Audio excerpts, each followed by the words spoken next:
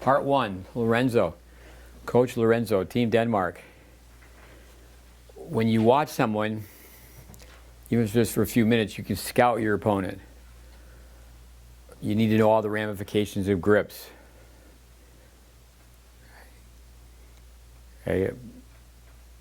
You do a great job with your feet. You all move your feet. I'm impressed by that.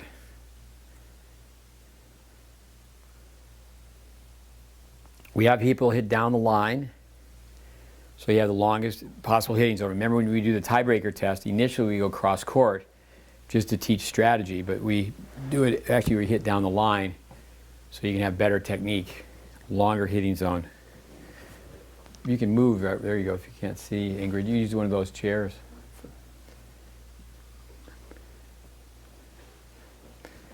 We're going to find he's got to push his hands out in the ready position. No such thing as a perfect grip, just a grip with the least amount of adjustment.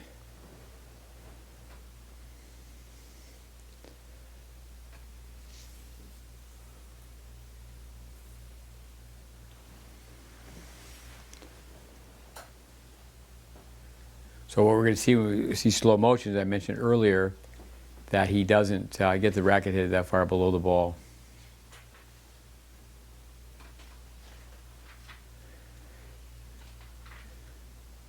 Okay, we got a guy leaning on the net post.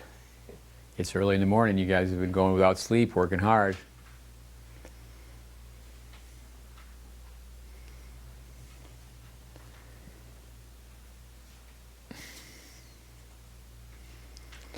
The experiences, I mean, I saw Tacey out of the corner of my eye here.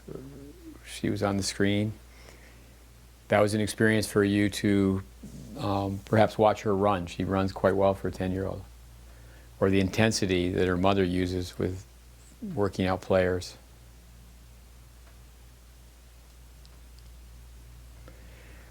So one thing, what do you recognize? Does he lift on that front leg?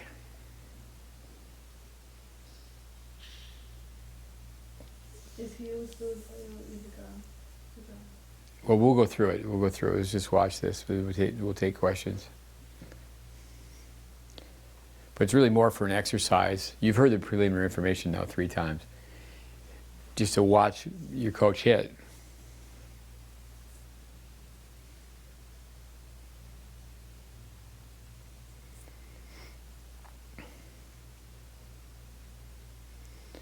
What you want to do is you want to understand technique to tactics. So right now he's hitting his volley up the percentage line. It's 3.5 feet in from the sideline. So less chance of error, your opponent has less angle, it's a predetermined target. Our number 1 mentor, Vic Braden, that was his definition for tennis, just hitting targets.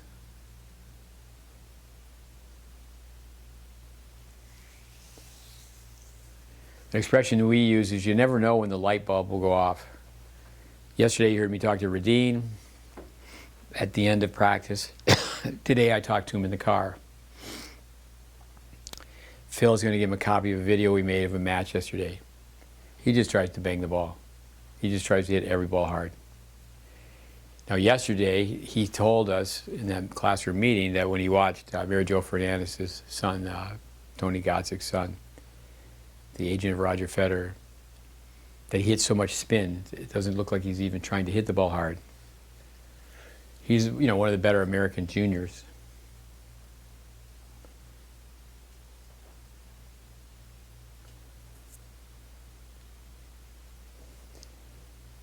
Now, you don't want to get teched out where you just, you're always looking at technique. There is no perfection. We chase perfection to catch excellence, Vince Lombardi. But you have your telephone. Your telephone has a camera. Okay, we should do that. Let's, Lorenzo, remind each other and do that with the 3 players. You got a tosser, a hitter, and a filmer. Say, okay, go film all your strokes. And they sit down and they look at it. Now, one thing you should be able to do when you go back is help Lorenzo and be a giver, not a taker. Help the program that you're in. You should even be having discussions on, okay, what are we learning that we can teach our fellow students?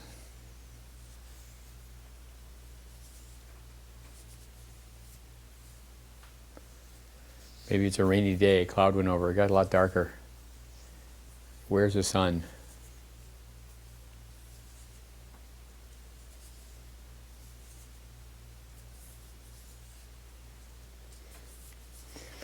An apple away keeps the doctor away. If at your age, if you could find a way to play a set a day, play with anybody. What happens to a lot of coaches is they never get a chance to play. You know, their level of play goes down. Peter Burwash, who just recently passed away, be 2% selfish. In your lessons, work on your own game. You know, you're demonstrating, you're hitting. Okay. All right, very good ready position. The racket's centered. Knees are slightly bent. Could be more on the balls of his feet, but it's great. His hands are away from his body. It's not a strong continental grip. It's almost a continental grip from the service line in. I like how he spreads his index finger. Okay, go ahead. I like his haircut. He's on my team, baby. All right, go ahead.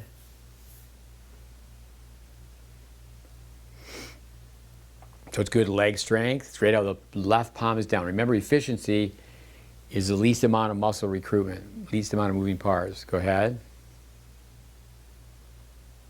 Very good. His eyes are at the hit. He's at a 45-degree angle. Not many times do we see someone get that low on a volley. All right, so great work ethic. Go ahead. He keeps the racket above the wrist, keeps his right arm bent. All right. Okay, go ahead. You can tell by his cheeks that he's breathing out. Okay, let it run.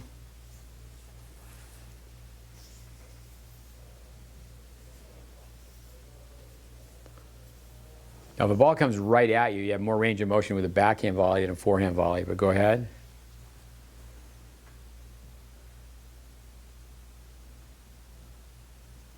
Now, the step and swing went together. No, certainly the ball was right at him. Ideally, you want to get further away from the ball. Go ahead. Let's look at one more from this angle. Slow motion. This one. Palm guidance. His palm goes towards the target. What's your goal on the volley? Generally is just to hit the first volley deep. Singles or doubles. You don't have to do anything fancy. It's like, say for example, there's only one type of ice cream, just vanilla. Okay, go ahead.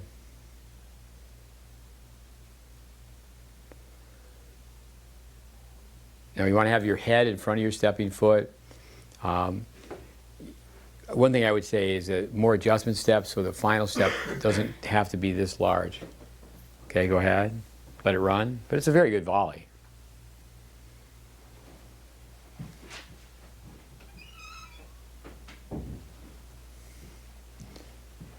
All right, let it go. Watch it here, hold up. So the hands need to be further in front. And when you do split steps, it's been proven in research, if you're going to the right, you just land on one foot and it's veered off to the right. So this would be correct. Although in the ready position, when you start, your feet are straight ahead. Okay, go ahead.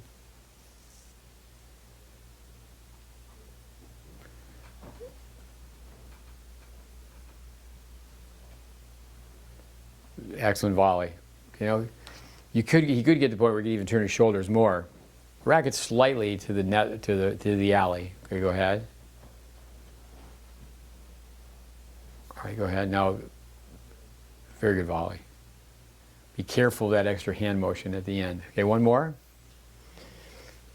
Now, when he goes from the service line back, he's going to wait on 3, and it's going to be the same type of movement. Hold up. Go back. It's going to be the same type of movement when he returns serve. But here we would say elbows too close, and he sets his hand like this. Don't set your hand, turn your body. It's a difference. So watch, he sets his hand, but it should be more through body rotation and then forward. Try not to let the racket go towards the alley. So we're going to give him an A. No one gets an A+. He's going to get an A. Seriously, that tennis is just so demanding from a technical standpoint. All right, let's go to his forehand ground stroke. Now he should have, from what we talked about, he should have a 2-grip system here. He's going to have options. He's going to turn with his grip on 3, so then he's ready to play a drop shot, he's ready to play an approach shot, he's in a rally, He could play a conventional approach volley. He's ready to steal the ace. When he turns the racket, it's like a wall. Go ahead.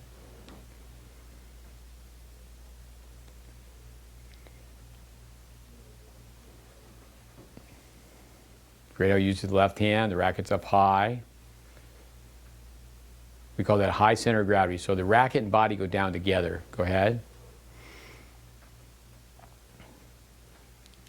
All right, now it's an open stance, but he's turned his upper body, which is good. He could turn his upper body more, so his shoulder's actually pointing to the net.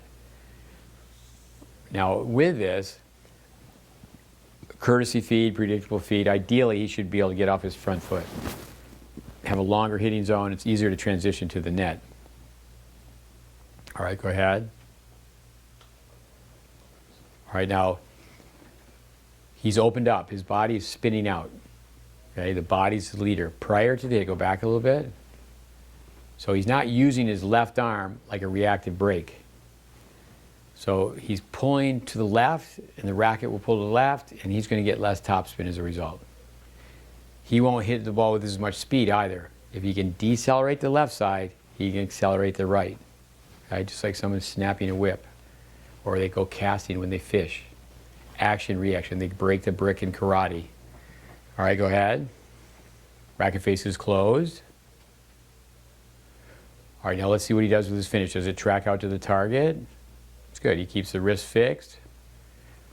Now, if you go way, way out to your target, he's going to recover, so this movement happens. All right, go ahead. Guides the racket towards his left hand. All right, let it run. Okay. Now, he really wants to pride himself on not moving back. Sometimes you have to, though. A manageable contact point. Has a great grip for topspin, but right here, he needs to have his hands out, further out. Let's go slow motion. Okay, hold up. Now we get to watch Hedvig serve on the next court. Okay, so she's straight up. She hasn't used her lower body, the knees, the hips. She hasn't coiled. All right, go ahead.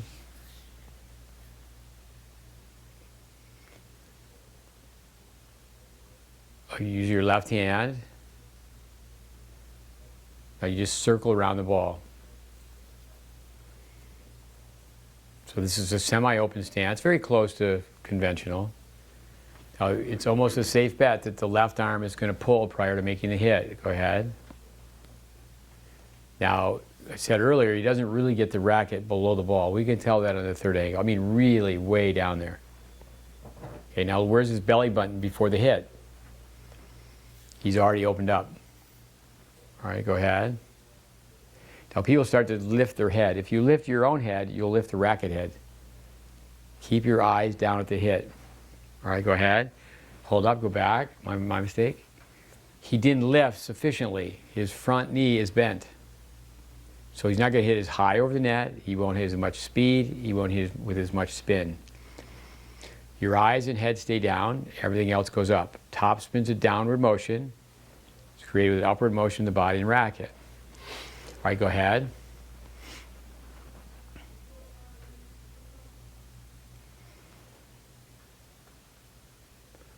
Hands away from your body. Let it go. Turn like a volley initially. And you'd only just be making a minor grip change, you know, from 3 to the bottom of 3.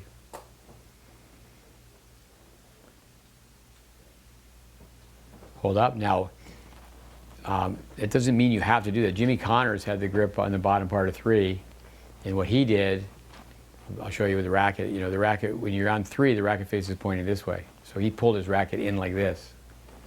So you always have to take a second look. All right, let's watch right here. Okay, so no, you're actually past 3. At this point in your forehand, you should be on 3. 27 years old. Okay, you have 18 years until you play the 45s. All right, so like right now, like say Nadal, when he has a drop shot, he has to change his grip. That would be one advantage that Federer has. He has more disguise. Now you could try to hit a drop shot with this grip. It wouldn't be as easy. All right, go ahead. Yeah, you could modify your grip. All right, go ahead. All right, now you're making me a liar because watch your hand gets really low, which is good.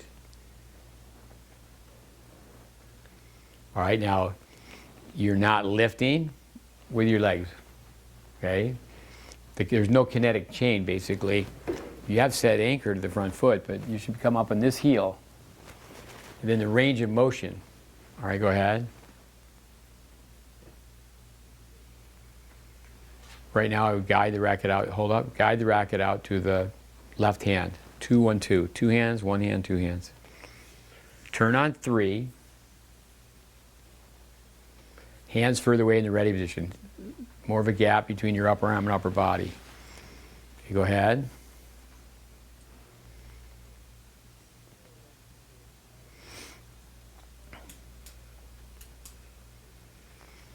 All right, now this is the one I'm going to bet on, that you don't get the racket below the ball. All right, go ahead.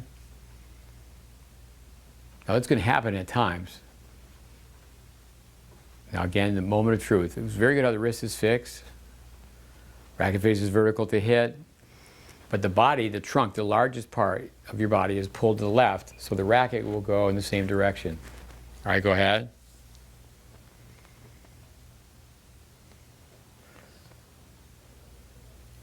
One more time with the.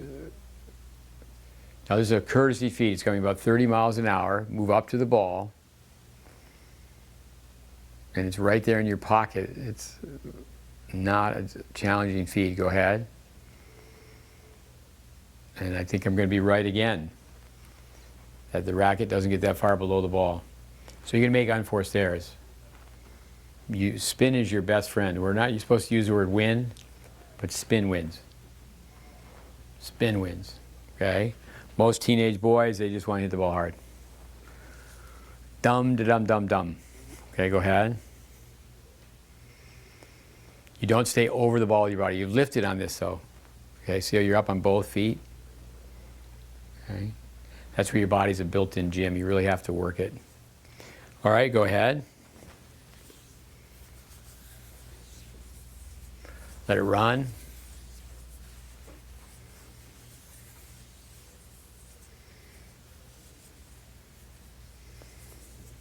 So you play a one-hand volley. Okay. Depends. In doubles, we usually go with. Okay.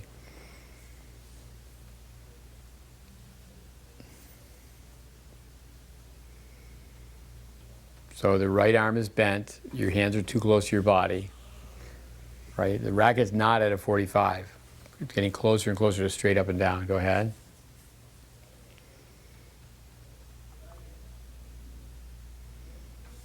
Very good racket face. Everyone notice how the racket face is vertical to hit. And what you're trying to do is have it be in that position for as long as possible.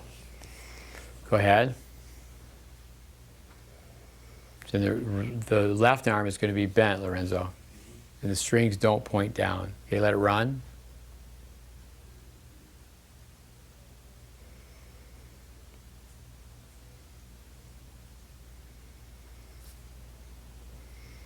Great how you move the feet. Great here how you pre-stretch the calf muscles.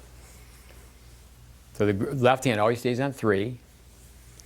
You're going to turn, adjust your grip. There's time to change your grip at the net. Go ahead.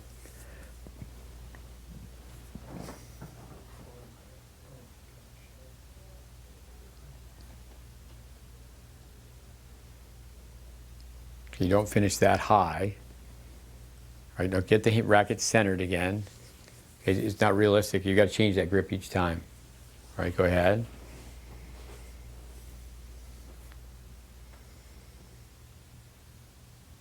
Okay, very good. Out in front, the step and swing are going together, so you have forward momentum. Plus, guy looks pretty cool over there. All right, eyes at the hit. It's great how you're so far out in front. It's great how your left arm is bent. That's the hitting zone. All right, go ahead.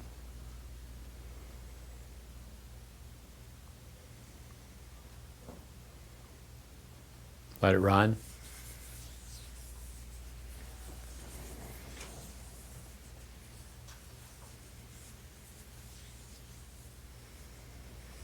So we should see a gap between your upper arm and upper body. Okay, your hands are held too close.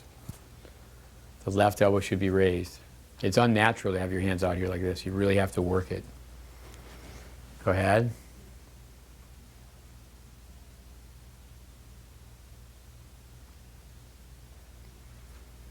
Okay, right arm could be straight, straighter.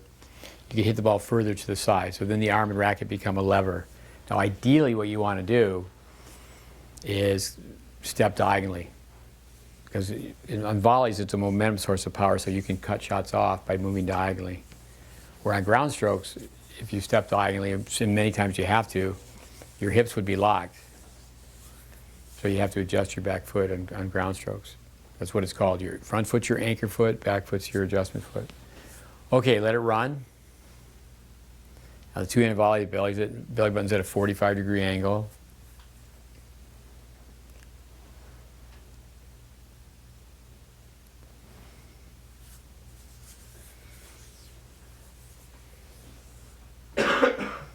So left hand is on 3. Very good, you're close to the baseline. Very good, the racket's held high. Go ahead. So the swing is going to go high, low, high, and inside out. Okay, so you need to turn more. And that's what you have to practice off the court. It's very good to do hand-fed drills where you just toss balls to one another. The right arm should be against the upper body.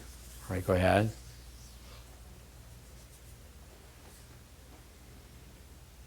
So now when you hit, your hands are in front of your belly button. One of the best ways, if not the best way to film players, we don't do that. You know, in research centers, I've seen it done. Braden used to do it. Usually film from up above. And it's called a cherry picker because you look up and you see the red light. And the pros hit the ball so far away from their body. And by doing that, it's a double benefit because you're going to create force and control. It's going to longer lever, so you'll be able to hit the ball with more speed. But it's a tracking motion, you'll be able to hit the ball with more spin. So you're outside in, go ahead. Okay, I'll go back. No, right in here, watch. The kiss of death. Okay, again, one click, right there, hold up. So you don't want to see that. That just means unforced errors. You're going to miss in the net, you're going to miss wide. You're the tip of the racket, like a Djokovic today or Agassi, Connors. It's a left-handed forehand. The tip of the racket should point left. It's pointing to the right. Okay? It's a horizontal pull. If you're playing against players and they do that, you want to mix it up. That's why it's great to have an underspin backhand. You hit an underspin backhand and they give you a free air, a free point. All right, go ahead.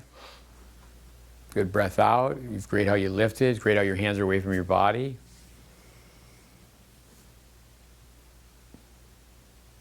Okay, let it run, regular speed. You'll see it best from the third angle.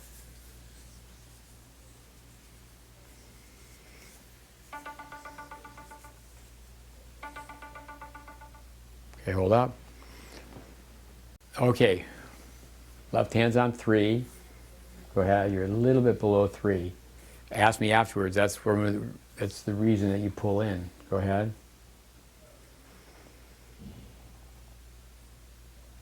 You need to take smaller steps. So you're not going to lift. You could only neutralize on this. So yesterday going through charting, at best you can only hit an IP off of the shot because you're not generating force. You can see movement, but you can't see force or forces. You're staying down. Great you stay down with your eyes. Great how you're at waist level. Now you hear things like, well, your shot won't go anywhere. You won't be able to hurt them. You won't break a pane of glass. No power. Okay, go ahead.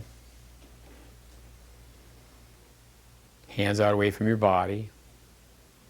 Okay, hold up. So again, not enough turn. The hitting arm is not against the body. The racket right now is not on edge. It's not on the inside. Now, Anton, everyone, when you hear terms like, you hear someone say, well, his forehand's inside, inside, outside, inside, that's related to the target. The true term inside out is a technical term, and it means to swing from close to away from your body. All right, go ahead. Now, you're not going to lift. Go ahead. Too close to the ball, and you stay down. You want to stay down with your eyes, but you're not lifting, you're not uncoiling. If you were throwing a medicine ball right now, Lorenzo, you wouldn't throw it very far. Okay, go ahead. Now go back. Now right in here, watch how the racket pulls. horizontally. Now, when you stay down with that front knee, it's going to lead to having, and biomechanics will say you have a soft knee. Well, it's not. They just mean that you're not snapping it straight. But see how you pull across your body. It's not a vertical lift. It's a merry-go-round swing. The merry-go-round swing, the ball starts to rotate like a frisbee. If you have the Ferris wheel swing, the ball rotates like a bicycle tire. This swing does not match the shape of the court. The court is less than 20 degrees wide. So your tennis IQ, and I know you all speak English really well, down the line, cross court, from the baseline, less than 20 degrees. And he's pulling his racket at 180 degrees or more. Okay, so too much calculation. All right, let's go to the next angle.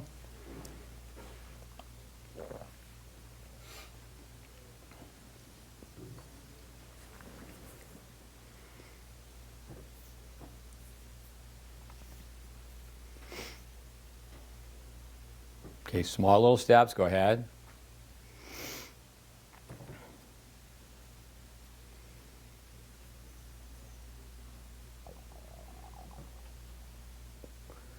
So you clearly can see right here, not enough turn. We call it binocular vision. You're looking like at a set of binoculars like this. You want to turn so much you feel like you're looking at just the corner of your right eye. All right, go ahead. So the racket's still not on the inside. Go ahead. All right, now when you go to hit, does the racket just free fall? Are you loosen your shoulders? Do you get the racket down in the slot in this position? And that's why it's good to have your students here. Are they going to do the boring stuff? Are they going to do the routines? Are they going to practice off the court? Are they going to get in front of a mirror? Okay, do they realize how important this is? All right, go ahead. So you're not going to hit much topspin. We'd say, okay, you're getting 2 inches below the ball. Now when you hit, go ahead. It's a very short lever. We cannot see your entire right arm. Entire right arm. Now when we have kids drop hit in the alley, they don't really know the significance of that. When you hit in the alley, it's like a sidewalk. Down the line is a sidewalk. Cross court is a sidewalk. Path to the racket, path to the target. Now let's watch your finish. Okay, now it's better because the racket didn't turn to the right. Now this heel didn't come up. If the heel came up, and that's like being so picky, but that's what you want. If you're throwing the medicine ball, this heel comes up, this knee turns in, that hip turns in. The range of motion. But because you hit so close to your body, you won't have range of motion with your hips. Okay, let's watch one more. In brain memory, okay, in some ways it'll be more difficult for Coach Lorenzo to change because he's older. Look up here, guy. So he's older, but he has more wisdom, more maturity. Okay, hands away from your body. Be mature beyond your years, the juniors. All right, go ahead. As coaches, we never quit trying. Like, Radine's a great guy. He still doesn't know how to play. That seems very blunt. In the video we made for him yesterday, but the conversation I had with him yesterday, he said, yeah, I was watching this player. He looks like he's not even trying to hit the ball. It's all spin. All right, go. Spin wins. If you have spin, then you can go for speed. People have it reversed. All right, watching Anton, go ahead. He's got to get in position faster. He's got to set the racket faster. All right, now the racket doesn't get to the unknown territory. Now I can cover,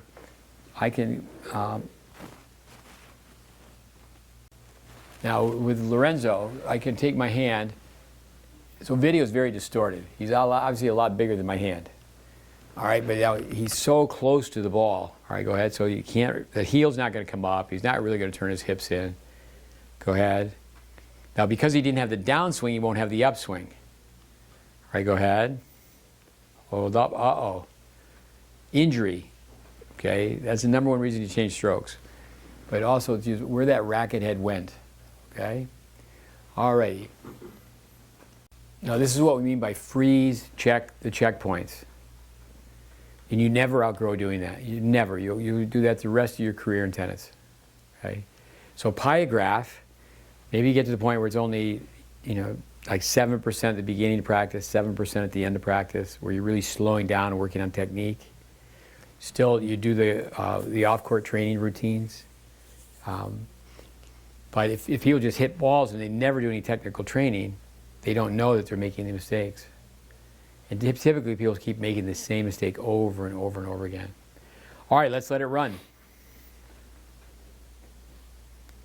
Come back with crossover steps.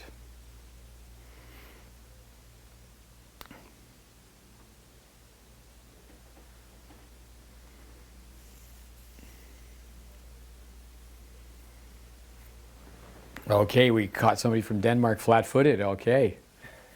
Be on the balls of the feet, moving. Go ahead. Great how you cradle to throw the racket.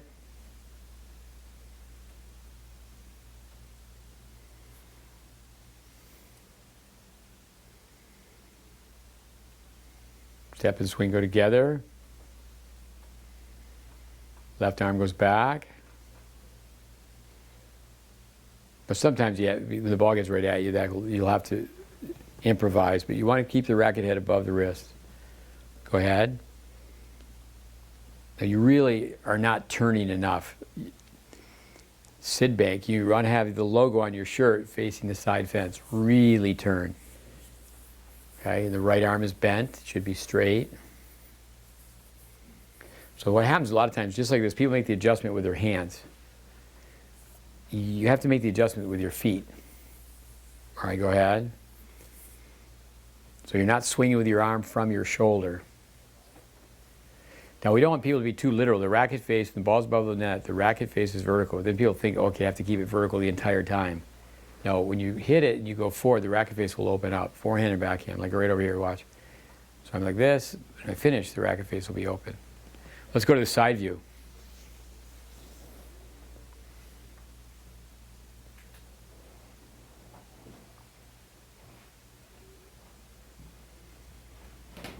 So again, binocular vision, turn so much you look out the corner of your eye. Go ahead.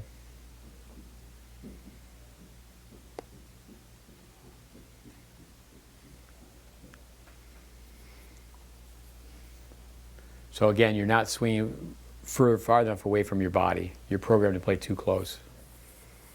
Okay, now go ahead, racket face vertical to hit. And then you keep going forward, the racket face should open up. Go ahead. Get out your sideways. Hold up, make it realistic where you center the racket. It's a minor change at the net. So every time you're at the net, you get to a composite grip. Then you go for a backhand volley, you go to the right side of one. And the overheads too. You have more time to change for the overhead because the lob's higher in the air. All right, go ahead.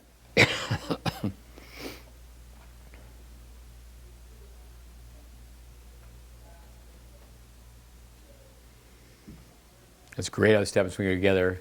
And ideally racket it above the wrist. Very good how your arms are level. Okay, next angle. Good how you're breathing out. So Team Denmark, it's a language. The basics, it's a language. All right, go ahead.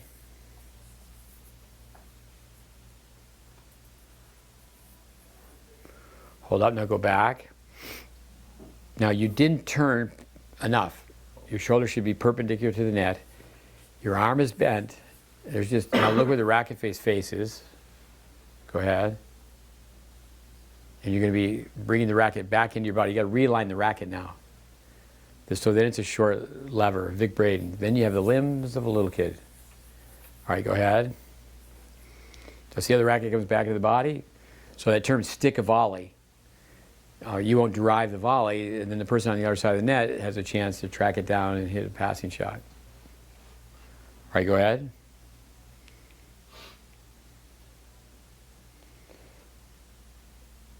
So no, the ball didn't get past the service line. Okay, hold up. It's going to be the same thing. You don't turn enough. Go ahead. And that's where some slow motion training is very good. Have the kids play 50% tennis. Go back to Denmark, have form tournaments. Okay, who has the best form? Okay, go ahead. So you're sideways, but again, the arm comes back into the body. All right, let's go to the next shot.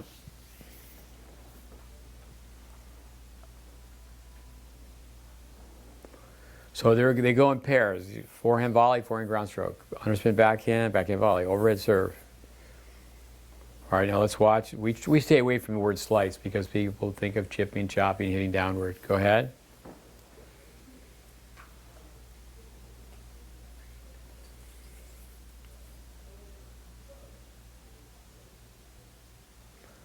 Okay, very good. Your body weight's going forward, left arm's back. Go ahead. Racket goes down. Drive right through it. Don't let the racket go like this. Let's watch it again. Side view. Regular speed now.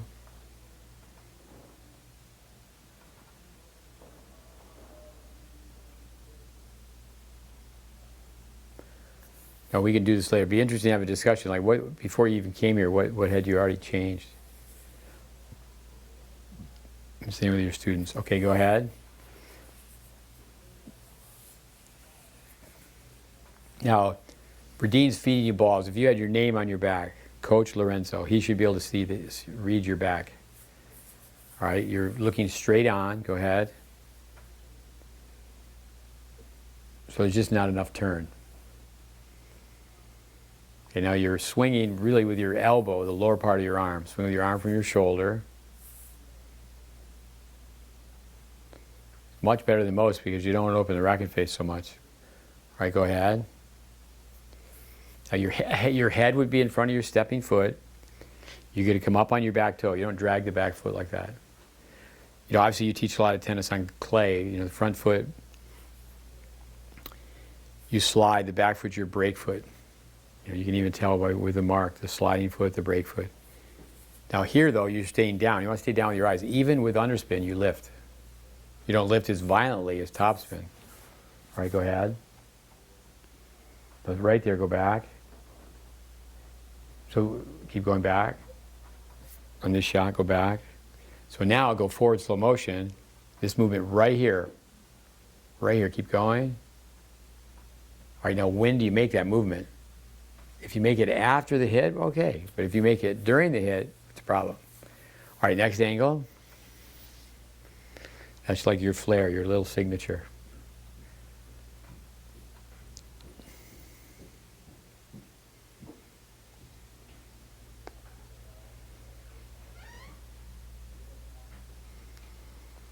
Very good. You're close to the baseline. Go ahead. Now the left elbow should be higher. Now we already know that you don't turn your body enough. So Radine, he should see your back. Let's see.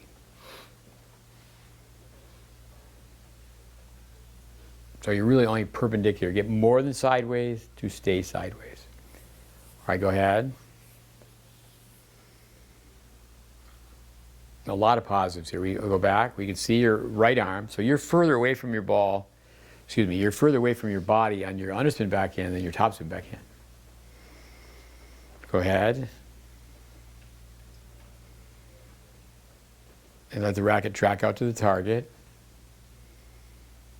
Okay, but it pulls off the hitting zone. You're not wristy right here. The racket's above your wrist. We call the follow through the archway, like you could walk right underneath it. The follow through should be on the same side as the contact point. All right. Okay, let it run. Come back with the crossover steps.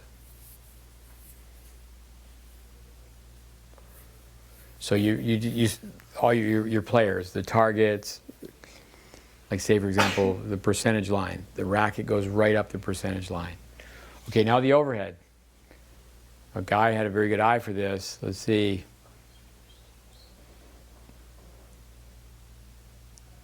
So the racket points straight up and down. You don't have the salute position right here. American football, we call it the quarterback position. You're going to throw a ball. If the racket points straight up, your elbow's pointing straight down. Okay, go ahead. So then your hand gets too close. The racket gets too close to your head. Okay, go ahead. Now you have a slight palm up. Now that's going to come from way back when you were a younger kid. When you're younger, it's like, okay, I'm going to open the racket face because I think I'm hitting down and straight ahead. When you hit overheads, you're swinging away from your target at a 45-degree angle. You can do that because you have a continental grip. All right, go ahead. So there's no lift on this. You're guiding the overhead. Now sometimes you have to improvise. You can't always hit with picture perfect balance. All right, same angle, next shot.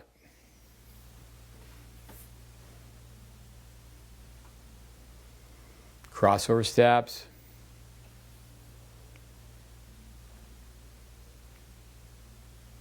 All right, hold up. So the racket's almost pointing straight up. Use your left hand longer. All right, go ahead. The racket does go between your elbow and your head, but this is a regress palm up. We'll cover that in the classroom review. Go ahead. Great how you keep your eyes at the hit. This is better. The body's at a 45-degree angle, but you haven't gone up with your legs. Okay. The energy comes up through your legs. It's a ground reaction for us. Okay, go ahead. If you hit way out in front, then the form will turn out. A lot of kids will actually pronate because they've been taught to do that. It's not that they're naturally pronating with a contact point that's out in front. All right, go ahead. So let's watch where the racket goes after the hit. So at the hit, does the racket turn out right away? Go back. So it really doesn't fast enough turn out. Have that body go up. We'll be able to tell from the side view. If you don't hit it in front, okay, go ahead. It's amazing how many kids don't understand tossing low and out to the right. Okay, letting it run.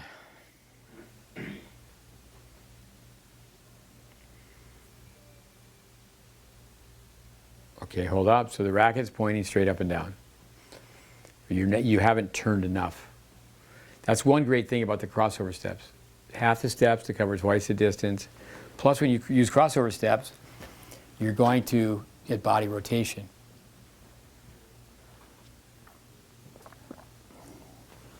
All right, go ahead.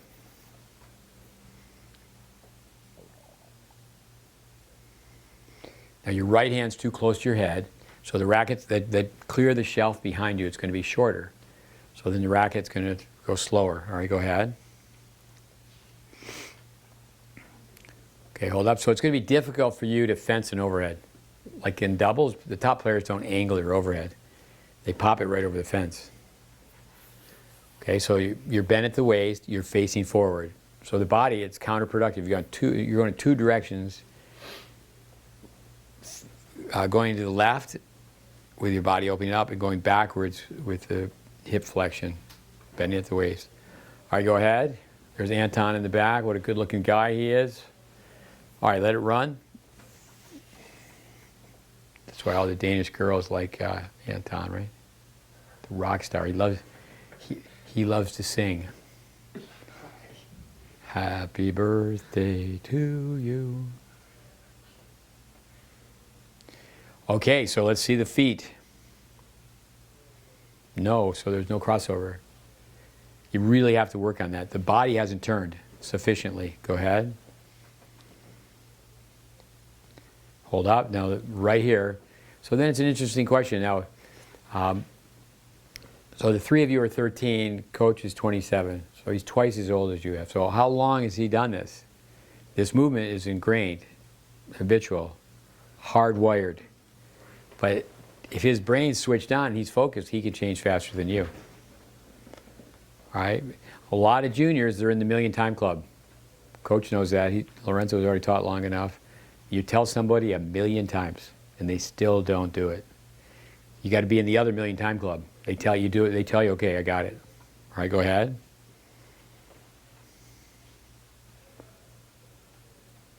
So because you didn't turn properly, you're going to be facing the net. You got to generate force somehow. So it's so important to turn. Now remember the drill we did where your partner's next to you and they just toss the ball? How the serve and overhead are so much the same. Okay, go ahead. All right, so you're at the hit. The ball is still on your strings and you're already sneaking a peek. So then when the head goes, the front shoulder is going to go. Keep your eyes at the hit. We tease and say the reason Federer can do that is he's got $1 billion. So he's pretty calm, cool, collected. All right, now let's see if the racket turns out, pronates fast. See how it doesn't really go out like this right away? Well, it's counterproductive. You're pulling to the left. You want the racket, it's going to release at the pronation. It goes out to the right. So that's why you got to keep your head still. Your head, it's not only a control mechanism, it's a reactive brake. It's not just your left arm. I mean, if your head goes, your left arm goes. Okay, let's go to the next shot. Guy's a good guy. I would have guessed that your name was Guy, not Guy. Some people spell their name G-U-I, they're Guy. Yeah. Guy Lafleur, hockey player.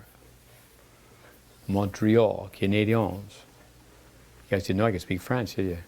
All right, go ahead. Let's see where the eyes are at the hit. You go up, which is good. Not bad. 45 degrees, the eyes are there. Bend a little bit at the waist. That would take care of itself if you hit the ball further in front. Okay, that would take care of itself. My English, all right? I used to be able to speak English. Okay, let's go to the next shot. The serve. Let it run.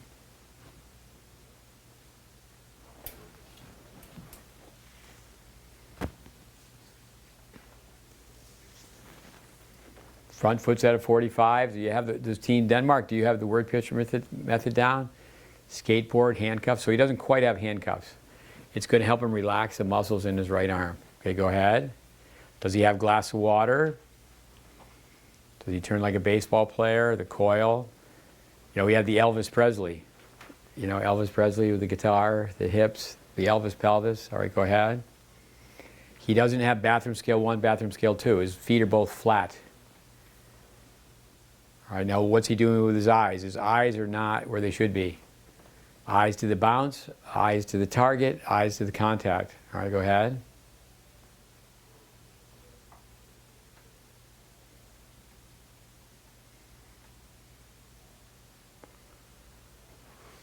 So he uses a pinpoint stance, but his foot goes too far. He opens up. The back foot needs to come to the instep of the front foot.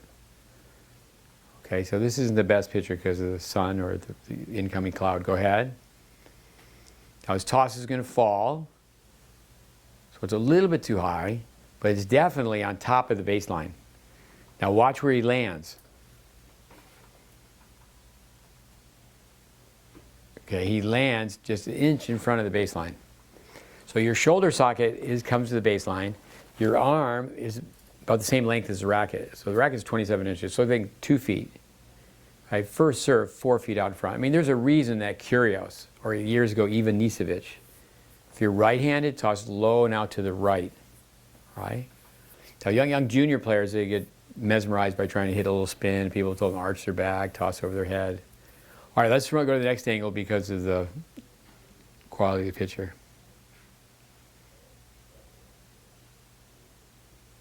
Now, he's going with the flyaway ball. Okay, he needs to stay there with his eyes longer. So the math, the ball's on the string 3 to 6 milliseconds. Okay, wow, it's just dark. The rain's coming in here. So 3 to 6 milliseconds. By the time you feel the hit, it's approximately 70 milliseconds, about 7 to 11 feet away from you. The service line is 18 feet away. Look over here for a minute. So you should be like this. You keep your eyes at the hit.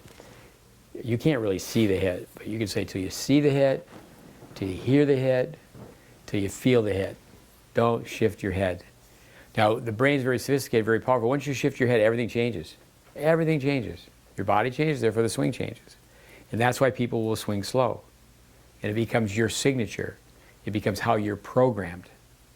And then, you know, so people could play forever and there's a ceiling on their improvement. Well, their serve's never going to break 90 miles an hour. All right, go ahead. All the weight forward, rocking motion, then bring your weight back. Don't let your left hand go past your belly button. Go ahead. Now look where you're looking. It's interesting, you have more flaws on your serve than the other shots. All right, go ahead. But you have a continental grip, which is good. Your palm is down right now. Very good. There's positives. How you've turned your knee in, which is good, from the ground up. You've turned your hip in. Go ahead. Now, go back. Right here, if you'd have a toss out in front, that's one thing about this video tip. Just that one comment. Go Okay, maybe you got, say we tell juniors all the time, maybe you got nothing out of this video, but, and perhaps it's being sensationalistic, you got nothing out of the video but toss further in front. All right, go ahead.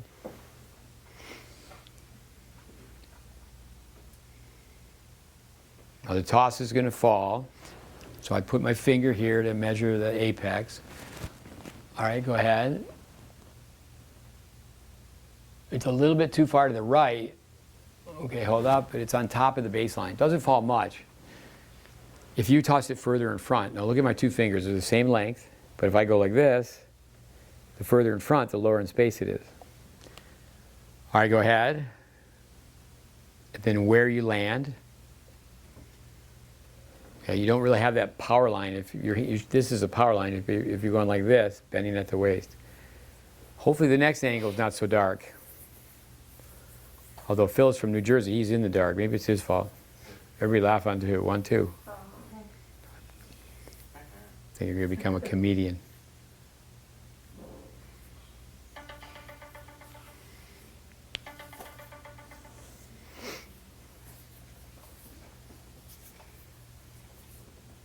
Okay, this is a little better. Now we can beat him up even more. All right, so right foot slightly to the right, skateboard. Okay, he doesn't have the handcuffs. All right, go ahead. He doesn't shift his weight from front to back. We'd like to see him stand up more, not be bent at the waist.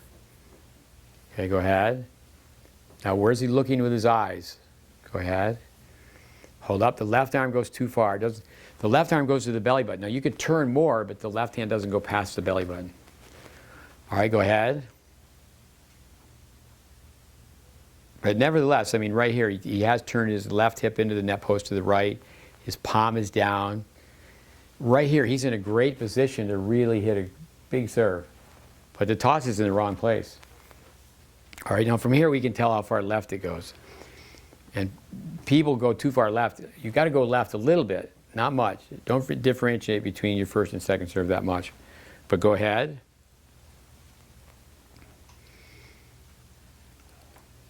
Now it's going to come into the left. Okay, so what will happen is you won't get free points on your serve. So 3 things should happen on your serve. 1, you get a free point, it's an ace. 2, another free point, it's a service winner. They got their racket on it. You did that yesterday in charting class. So your serve would be a plus plus. Your serve could create a minus F. Now, the third thing that's a positive is your serve should have them hit a weak return. But with your toss, your serve is just going to be a point starter. And then at a high level, what's going to happen is somebody's going to go on offense off your serve. So one of our guests on our podcast, Chuck Creasy, on a scale of 1 to 10, if your serve is a 6 and your opponent's return is an 8, you're in trouble. You got to do the very best you can. It's the most important shot. All right, let's see where you land. Okay, so you don't go forward. Now, brain memory for the juniors. Do it one more time. It's going to be the same thing.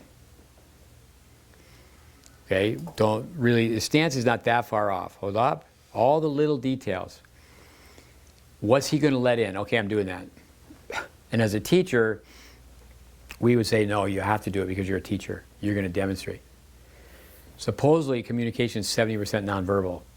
There's a great expression. Children, they close their ears to advice and open their eyes to example. Like you two guys, when Coach Roberto told you not to buy a Coca-Cola. It would have been pretty bad if he was drinking a Coca-Cola and he told you not to drink a Coca-Cola. Smile, say, I love Coca-Cola. It's bad for you, though. All right, go ahead. All right. So you're not distributing your weight from front to back. What you do with your eyes. So a lot of people would say, this is too much information. It's paralysis by analysis. You've told me so many things. That's not true. The process is you have to write it down. You have to send us notes. You put it in logical sequential order. And then you practice off the tennis court. If you get this type of training, you need to match it with practice. But a lot of times people get this type of training and they go, I just want to play sets. I just want a scrimmage, coach. So let's just play. And it doesn't go anywhere. All right, go ahead. Now we're going to film you before you go. Team, hold up. Denmark. So, is there a change? So what we say is you're going to go home and we're going to film you. It's going to look better. The operation was a success, but the patient died. Meaning that people, yeah, they really improved it. They went home and they didn't practice. All right, go ahead.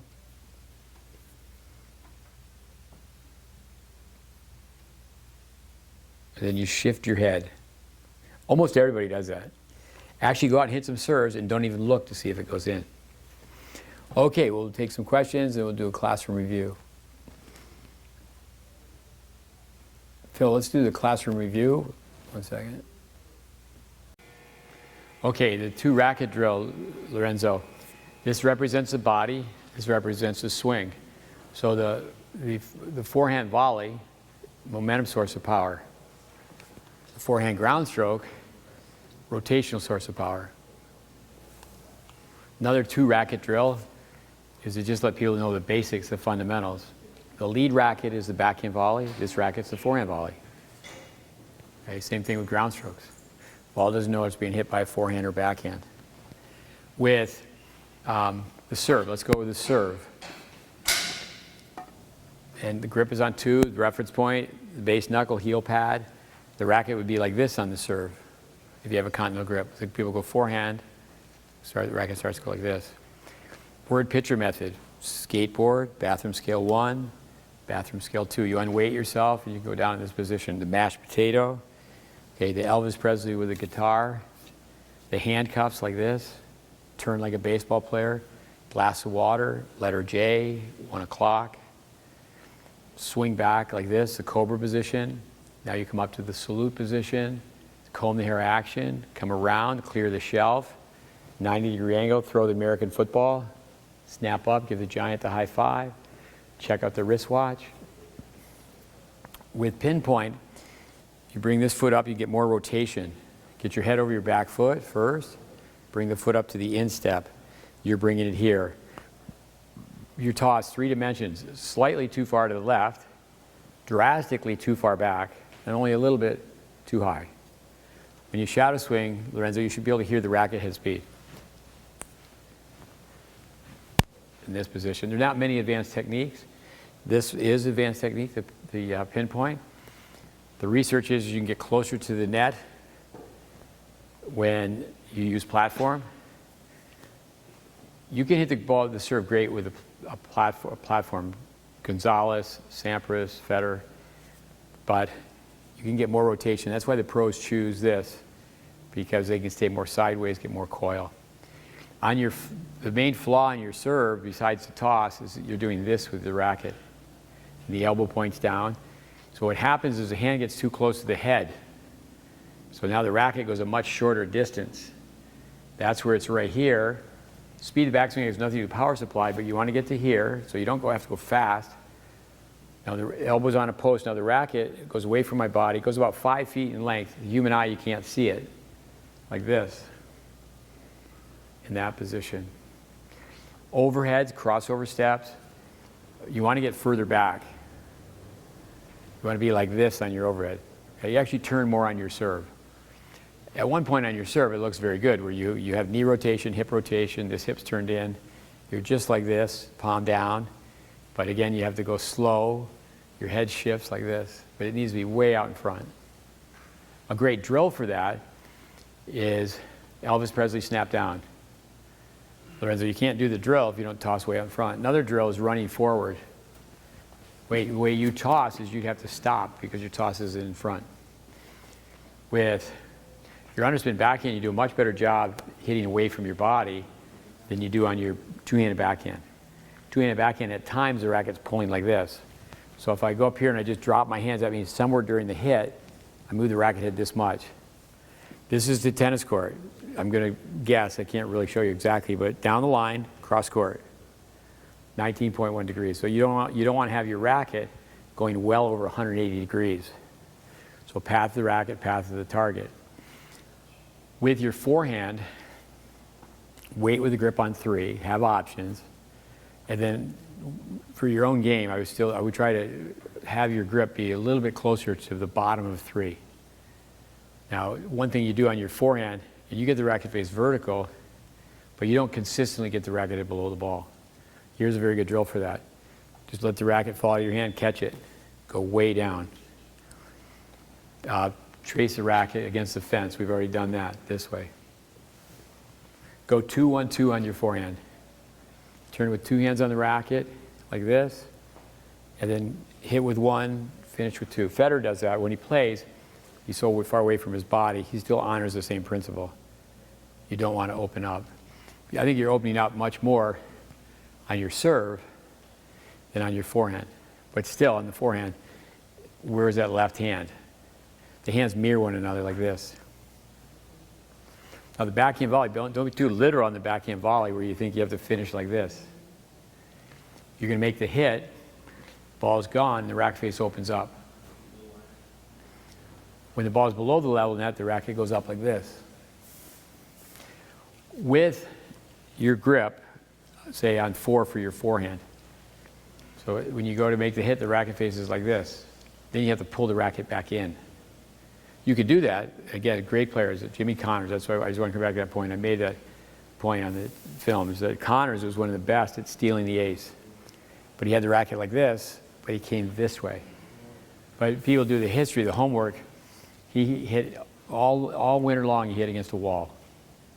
He didn't have the money to be on the indoor court. He just, off a wooden surface, just hit against a wall. But that would be a drastic change, to go from 3 and then just go to the bottom part of 3 instead of being over towards 4.